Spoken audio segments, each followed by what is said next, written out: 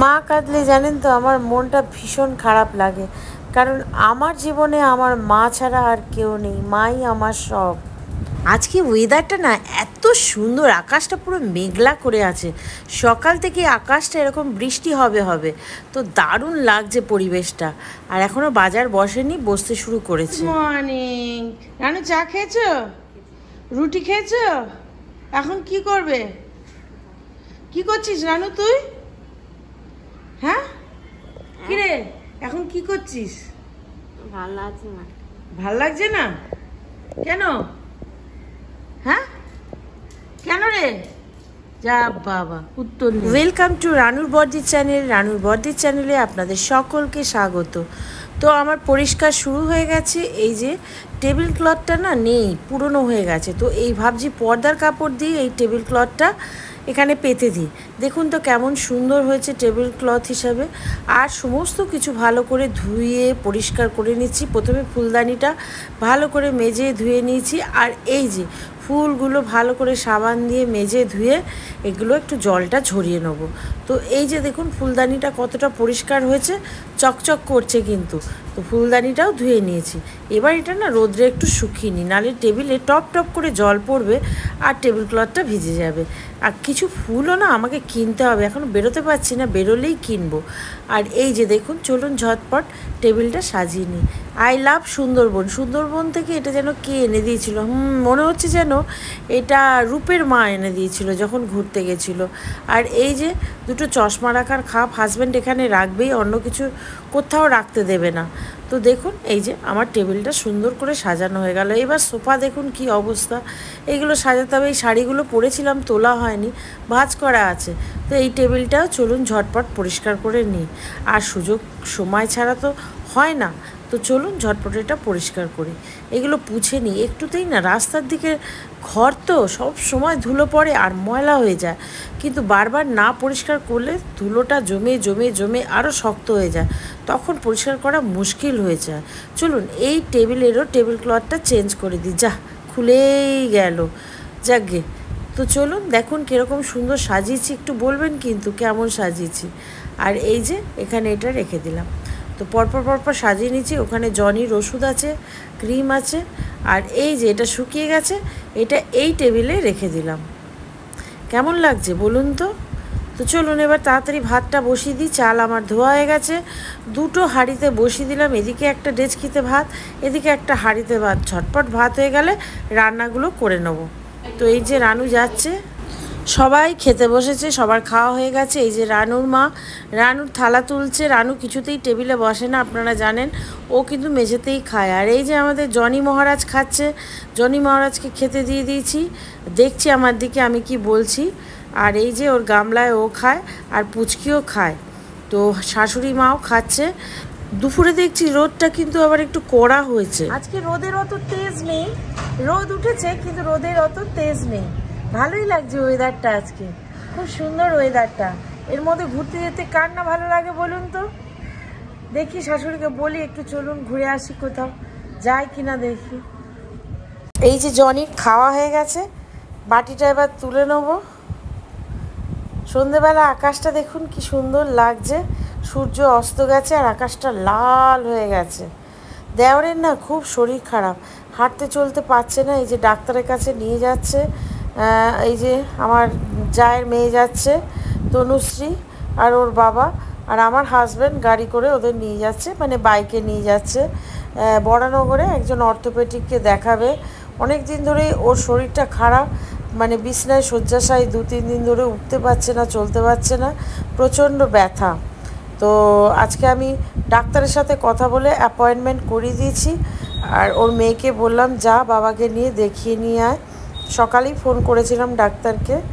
তো যাই হোক, এই যে ওরা যাচ্ছে, বাইকে বসে যাবে, হাঁটতেই পারছে না দেখুন, খুব অবস্থা খারাপ আর খুবই কষ্ট হচ্ছে ওর। 3 দিন ধরে শুয়ে আছে আমার দেওর। ওরা ঘুরতে গেছিলো, এসে থেকে ওর এই সমস্যা হচ্ছে, কেন বুঝতে পারছি না। আসার পর জানবো ওর কি হয়েছে। এই যে ওরা বাইকে করে যাচ্ছে, বললাম সাবধানে যা। তনুশ্রী নিয়ে যাচ্ছে ওর বাবাকে, আর রূপ বাড়িতে আছে, মানে দোকানে বসেছে আর কি। ওর বাবা আর কি দোকান বিজনেস করে, তা সেই ও বলল যে আমি দোকানে বসছি, আর দিদিকে বলল যা তুই বাবাকে ডাক্তারের কাছে নিয়ে যা। এই যে ওরা রওনা দিল, দুগ্গা দুগ্গা করে যাক, তারপরে জানা যাবে কি হলো না হলো। আপনাদের আমি অবশ্যই জানাবো। ওই যে ওরা বাইকে করে 3 জন মিলে যা। আমার মেয়ে আবার 2টো পুচকি পড়ায়, মানে 2টো স্টুডেন্ট পড়াচ্ছে। এখন যাচ্ছি মার কাছে। মার কাছে কিন্তু 3 দিন আমার যাওয়া হয়নি পরপর। আপনারা দেখেছিলেন আগের ভিডিওতে, ননদের বাড়ি গেছিলাম, আর 3 বাড়িতে লোক এসেছিলো, আরেকটা কী কারণে যাওয়া হয়নি। তো 3 দিন বাদে যাচ্ছি মার কাছে। মার কি রিয়াকশন হয় দেখবো, কারণ একদিন না গেলেই মা কান্নাকাটি জুড়ে দেয়। দেখা যাক মা কি করছে। মায়ের কাছে এসেছি, মা এখন ঘুমাচ্ছে। মা কি করেছে সেটা বাড়ি গিয়ে বলবো। আর খুব ভাল লাগছে মায়ের কাছে এসে, মনটা জুড়িয়ে যাচ্ছে। 2-3 দিন আসতে পারিনি, তো সেজন্য খারাপও লাগছে মায়ের জন্য। মা মা আমি এবার যাচ্ছি বাড়ি। ও মা মা মা আমি বাড়ি যাচ্ছি। অনেক রাত হয়ে গেছে, তো মাকে দেখে এখন বাড়ি যাচ্ছি। একটা বাস পেয়ে গেছিলাম, একটাই স্টপেজ, মানে বলতে গেলে 1:45 স্টপেজ, মানে স্টপেজের ঠিক মাঝখানটা পড়ে। তো বাসেই চলে এলাম, ভাবতে ভাবতে মায়ের কথা। মা খুব ইমোশনাল হয়ে গেছিলো, দেখেই কাঁদতে শুরু করে দিয়েছিল। 2 দিন কি, আমি যদি একদিনও না যাই মা কাঁদতে শুরু করে দেবে।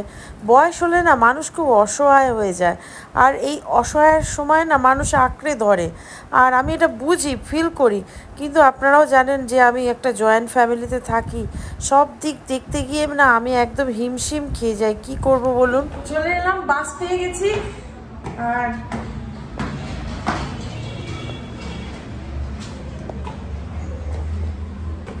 মা খুব কান্নাকাটি করছিল, কেন 2 দিন যায়নি। কি করব বলুন, সব দিক তো দেখতে হয়, শ্বশুর বাড়ি বাপের বাড়ি 2 দিক দেখতে হয়। ভেবেছি মা ভালো আছে, ওইটা ভেবেই আমি 2 দিন যাইনি। তো যাই হোক, চেষ্টা করবো রোজ যেতে। কুকুরদের এই যে খাবার বসে গেছে, প্রেসার কুকারে মাংস করে নিচ্ছি। হয়ে গেছে, একটু গরম করলাম, আর একটু ঠান্ডা হয়ে গেছিলো। এই যে পুচু খাচ্ছে, মানে আমাদের লুসি খাচ্ছে, রানু ওর নাম লুসি দিয়েছে। আর এই যে কুকুরদের খাবার সব রেডি। এটা জনির খাবার। রাত্রে দেখুন গাড়ির সংখ্যা অনেক কমে এসছে, অন্ধকার আস্তে আস্তে বেড়ে যাচ্ছে। আর আমার মেয়ের কাণ্ড দেখুন, বিরিয়ানি খাবে বলে আমার সাথে ঝামেলা করছে। এখন আবার ওর বিরিয়ানি চাই, বুঝুন। চাই হ্যাঁ, চাই। কি পরীক্ষা দিচ্ছে, ওই জন্য নাকি মা পরীক্ষায় ভালো রেজাল্ট করেছে, বিরিয়ানি খাও। এবার এই রাত্রে কে যাবে বিরিয়ানি আনতে বলুন তো। এই যে বিরিয়ানি নিয়ে এসে গেছি, আর এইটা এই যে 1 প্যাকেট বিরিয়ানি।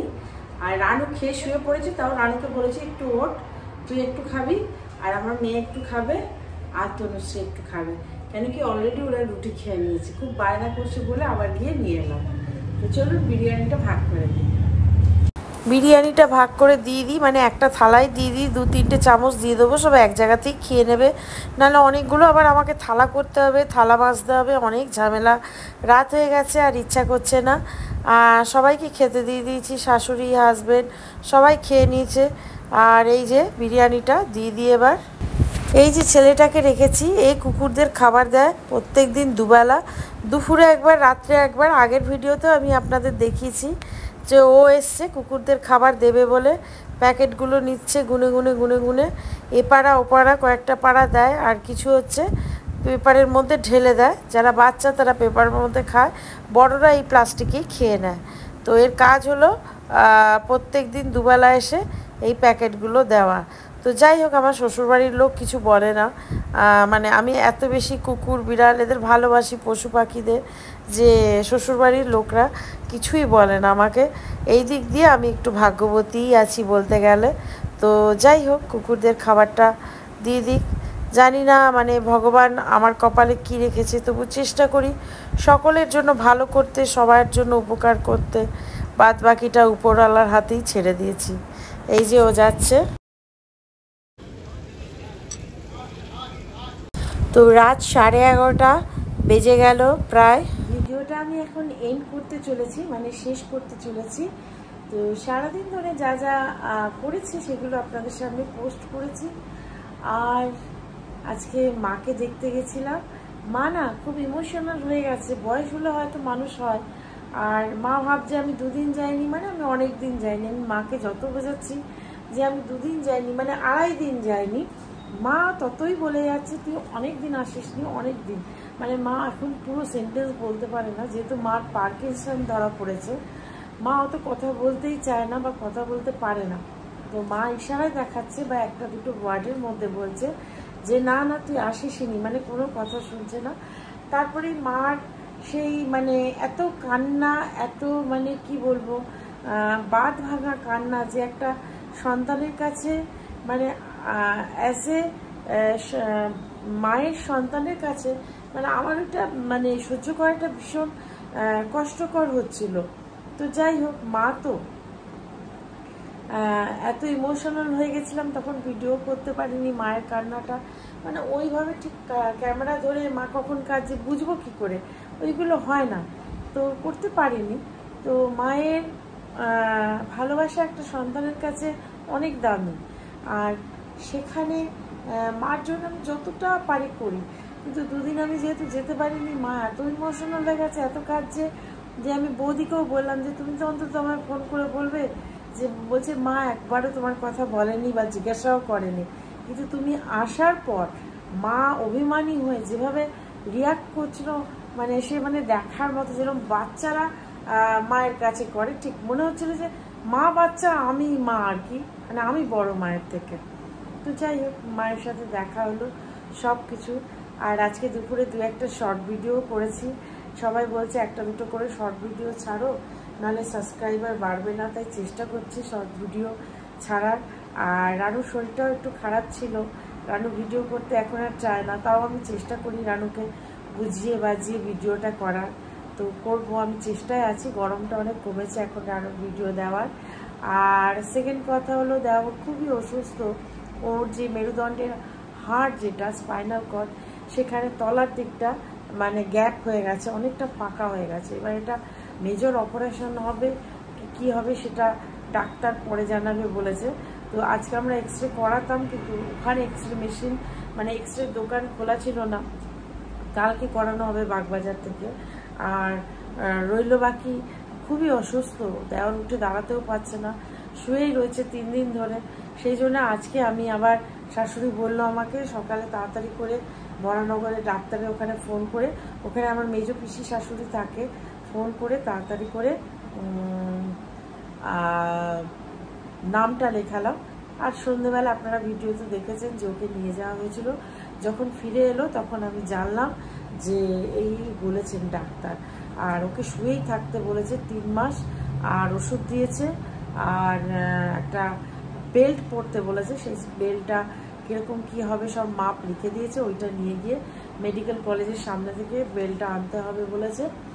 আর হয়তো অপারেশন করতে হবে এরকম কিছু বলেছে, সেটা এক্সরের পর ভালোভাবে আরও জানা যাবে। তো আজকে এই অবধিই ছিল। তো পুরো ভিডিওটা আমি আপনাদের সামনে দেখিয়েছি, সারাদিন ধরে যা যা করেছি সব কিছু আপনাদের সামনে উপস্থাপন করেছি। আর এই টাইমটা না আমার সবথেকে বেশি ভালো লাগে, কারণ এই টাইমে আপনাদের সাথে আমার একদম সামনাসামনি টক হয়, আর ভীষণ ভালো লাগে। আর কিছু জিনিস আছে না যেগুলো আমি পেছনে ফেলে এসেছি, আর আপনাদের আমি সবসময় সামনে রেখেছি, আগে রেখেছি। যে আপনাদের ধরুন আজকে আমার ইচ্ছা করছিল না, যে 11:30 বেজে গেছে, এখন আবার এডিটিং করতে হবে, ভয়েস ওভার দিতে হবে। আচ্ছা, আমি আর মানে এন্ড করার জন্য যে আসি আপনাদের সামনে গুড বাই বলতে, গুড নাইট বলতে, সেটার ইচ্ছা করছিল। তারপরে আমি ভাবলাম না, আপনারাও তো আমার জন্য দেখেন, ভিউজ করে দেন, তো একটু সামনে আসি, আপনাদের সাথে দেখা করি, কথা বলি, ভালো লাগবে। ডাইরেক্ট টক হবে, কথা হবে আপনাদের সাথে, মনটাও ভালো লাগে। সারাদিন কাজের মধ্যে থাকি তো, আর মানে সবাইকে খুশি করতে করতে না নিজের খুশিটা হারিয়ে ফেলেছি। আর সবার খুশি মানেই আমার খুশি, এটাই এখন আমি মনে করি। তো যাই হোক, সকলে ভালো থাকবেন, সুস্থ থাকবেন, দেখতে থাকবেন রানুর বডির চ্যানেল এবং রানুর দুনিয়া। অনেক রাত হয়েছে, আপনারা বোধহয় শুয়েও পড়েছেন, আর আমি যখন ভিডিও ছাড়বো আপনারা হয়তো ঘুমিয়েই রয়েছেন, গভীর ঘুমে রয়েছেন, তখন হয়তো আমার ভিডিওটা আমি ছাড়তে পারবো। কারণ এটা এখন আপনাদের সাথে গুড নাইট বলে, টাটা বলে এখন আমি এডিটিং দেবো, ভয়েস ওভার দেবো, অনেক কাজ বাকি আছে। তো কি করবো বলুন, এই রাতটুকু ছাড়া আমার সময় নেই। সারাদিন আমার হেক্টিক, মানে সারাদিন আমার পরিশ্রম থাকে। আর তারপরেও একে খুশি ওকে খুশি সবার মন জোগাতে জোগাতে নিজের জন্য আর সময় পাই না। তো নিজের জন্য সময় বলতে গেলে এই ইউটিউবটাই এখন মনে হয় আমার সব কিছু। ইউটিউবটাই আমার নিজের জন্য সময়। যাই হোক, লড়ছি। আর আপনারা যারা আমায় রেগুলার দেখছেন তাদের ধন্যবাদ দিই, ছোটো করব না। আপনাদের পরিবারের আমার সদস্য করে নিয়েছেন, এটাই আমার ভালো লাগে। আমরা সবাই একই পরিবারের সদস্য, ঠিক যেন জয়েন্ট ফ্যামিলি মনে হয়।